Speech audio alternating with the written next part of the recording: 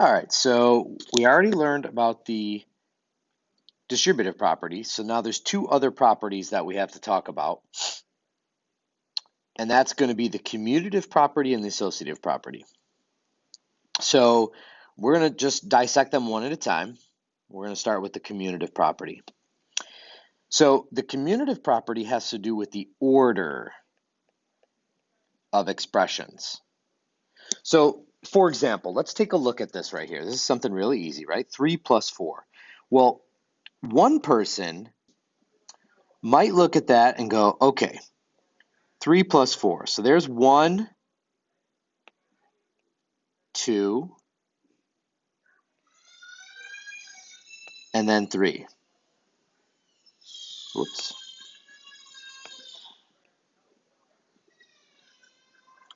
1, 2, 3, plus 4. If we were to represent this visually. This is a lot of work, but you're going to see this has a point in a minute.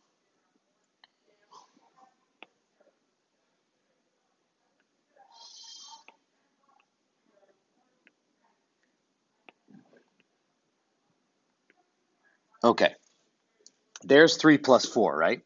So the person looks at that and goes, okay, no problem. I add that up and I get 1, 2, 3 plus 4 is 4, 5, 6, and 7. Okay, so if I add this together, 3 plus 4 equals 7. Okay, but another person might look at this and go, nah, I'm going to do it this way.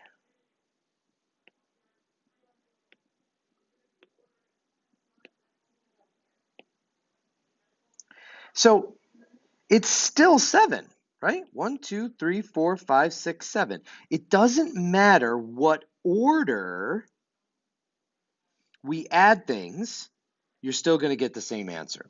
That's the commutative property. And the same thing works for multiplication. If we were to visually represent multiplication, like 2 times 3, well, remember back to the distributive property where we learned the area model, one person might look at that and go, oh, okay, 2 times 3 is 2 and 3. So I've got, there's 2 and there's 3. So 2 times 3 is 1, 2, 3, 4, 5, 6. Well, another person might say, no. I'm going to do it this way. Well, guess what? As you know, that's still 1, 2, 3, 4, 5, 6. So it doesn't matter what order we do multiplication in either. Either way, we end up at the same spot, and so that's the commutative property. The commutative property says, I'm going to take out these boxes because it looks like they're going to be a pain. Let's get rid of those. Goodbye. All right. So the commutative property says,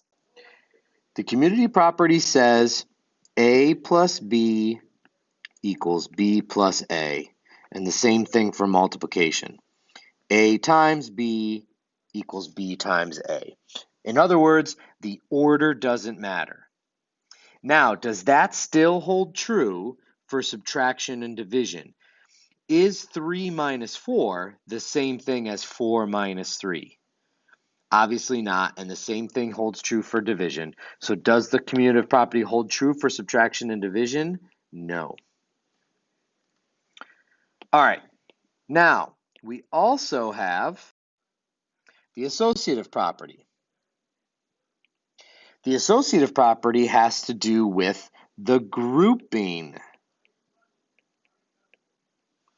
of expressions. So if I wanted to express this visually, I might have 3 plus 4 plus 2. So let me go ahead and map this out really quick. Okay, so there it is. Here I have 3 plus 4 plus 2. In the first way that I'm doing this, I'm grouping together the 3 and the 4. Well, if I add together the 3 and the 4, that's 7. I add 2 more, that's 9. Okay, the second way wants me to just group them together a little bit different. So notice that the order of the numbers is the same. It's still 3, then 4, then 2, 3, then 4, then 2. I'm still adding. So let me map this one out.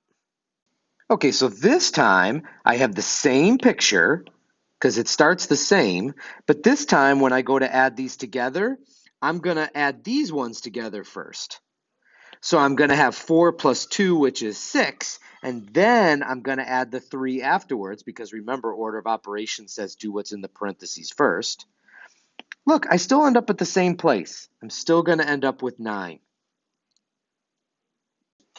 So what the associative property says is if you take A plus B and group those together and then add C, that's the same thing as grouping together B plus C and then adding A. And the same thing holds true for multiplication.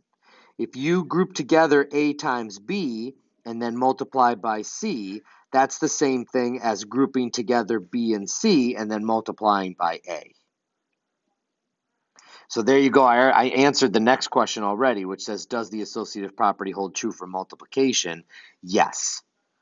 Does it hold true for subtraction and division? Well, just like above, no, it does not. So commutative property has to do with the order. Associative property has to do with the grouping. And that's what I really need you to take away from this lesson.